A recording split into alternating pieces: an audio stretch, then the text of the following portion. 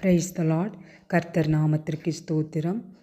இன்றைய வேத தியான பகுதியாக யார் பாக்கியவான்கள், அவர்கள் இறைவனிடமிருந்து பெற்றுக்கொள்ளும் ஆசீர்வாதங்கள் என்ன, எவ்வாறு அந்த ஆசீர்வாதங்களை பெற்றுக்கொள்கிறார்கள் என்பதை குறித்து தியானிப்போம். சங்கீதங்களின் புஸ்தகம் 1:2-3 இறை வார்த்தைகளில், கர்த்தருடைய வேதத்தில் பிரியமாயிருந்து இரவும் பகலும் அவருடைய வேதத்தில் தியானமாயிருக்கிற மனுஷன் பாக்கியவான். அவன் நீர்க்கால்களின் ஓரமாய் நடப்பட்டு தன் காலத்தில் தன் கனியை தந்து இலையுதிராதிருக்கிற மரத்தை போல் இருப்பான். அவன் செய்வதெல்லாம் வாய்க்கும். ஆம், ஒரு செடியை நாம் நீரோடைகளின் அருகில் வளர்த்தும் பொழுது அது எந்த வறட்சியான காலங்களிலும் அதனுடைய இலையை உதிர்க்காமல் பசுமையாயிருந்து தன்னுடைய காலத்திலெல்லாம் தன்னுடைய கனியை கொடுக்கின்றது. அதே போலத்தான் இன்னைக்கு ஆண்டவருடைய இறை வார்த்தையை அனுதினமும் பெற்று அவருடைய பாதத்தில் அமர்ந்திருந்து ஒரு நாளும் ஆண்டவரையே நோக்கி அவருடைய வார்த்தையை பெற்று நாம் நம்முடைய நாட்களை துவங்கும் பொழுது அந்த நாட்கள் ஆசீர்வாதமாயிருக்கும். எந்த சூழ்நிலையிலும் இந்த உலகத்தின் நெருக்கடிகள், துன்பங்கள் எதுவும் நம்மை பாதிக்காத வண்ணம் நாம் மகிழ்ச்சியோடு இருக்க முடியும். இதனால தான் நம்ம வேதத்தில் பார்த்தோமானால், கர்த்தருடைய வேதம் குறைவற்றதும் ஆத்துமாவை உயிர்ப்பிக்கிறதுமாய் இருக்கிறது அப்படியாய் நாம் வாசிக்கின்றோம்.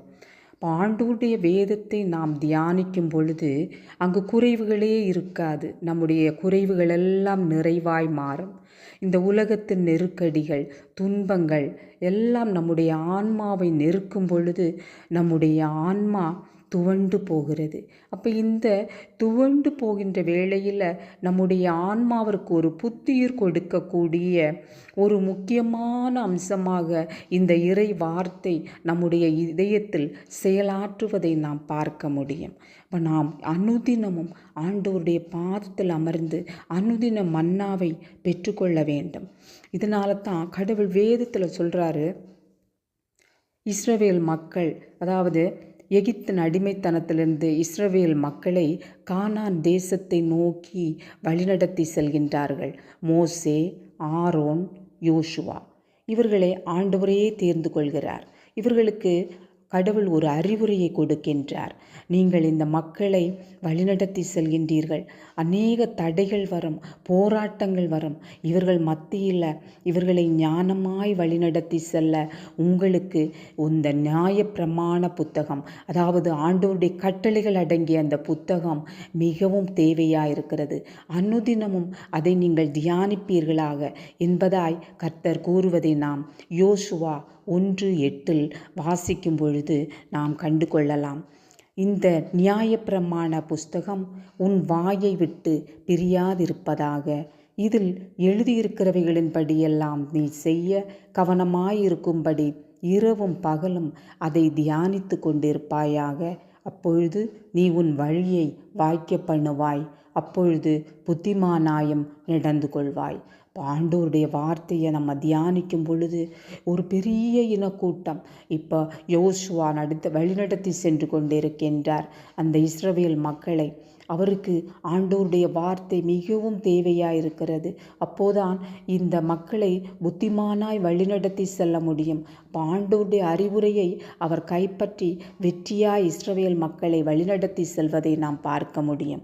உபாகமம் 29:9 இஸ்ரவேல் மக்களுக்கு ஆண்டவர் அறிவுரை கூறுகின்றார். கர்த்தர் இஸ்ரவேல் ஜனங்களை நோக்கி கூறியது, இப்பொழுதும் நீங்கள் செய்வதெல்லாம் உங்களுக்கு வாய்க்கும்படிக்கு இந்த உடன்படிக்கையின் வார்த்தைகளை கைக்கொண்டு அவைகளின்படி செய்வீர்களாக. ஆண்டவர் இஸ்ரவேல் மக்களுக்கும் அறிவுரை கூறுகின்றார். நீங்கள் கானான் தேசத்தை நோக்கி செல்கின்றீர்கள்.